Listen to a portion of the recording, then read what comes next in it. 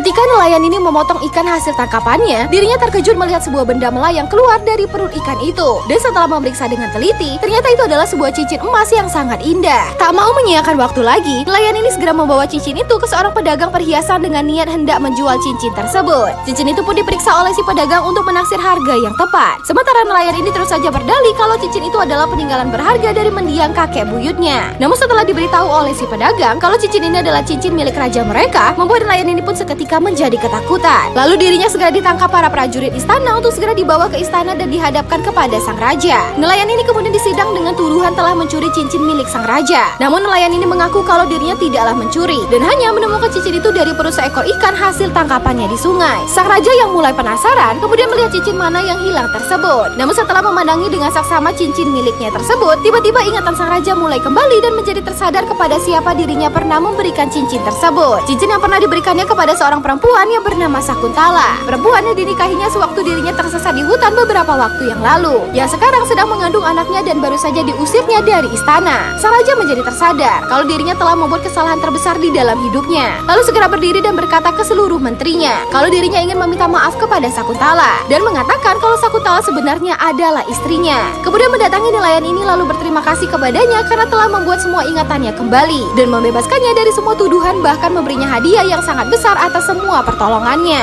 Sang raja pun segera kembali ke atas singgasananya, kemudian segera memerintahkan semua pasukannya untuk segera melakukan pencarian terhadap Sakuntala hingga ke seluruh penjuru negeri. Pencarian pun segera dilakukan, sementara sang raja terus saja membayangkan Sakuntala yang akhirnya kembali ke istananya dan menjadi pendamping hidupnya sama seperti yang pernah dijanjikannya kepada Sakuntala. Namun takdir rupanya berkata lain. Bahkan setelah 4 tahun waktu berlalu, mereka masih tak juga berhasil untuk menemukan keberadaan Sakuntala, sehingga membuat Raja Dusyanta mulai menjadi gila. Jangan lupa berikan komentar untuk menyaksikan part selanjutnya.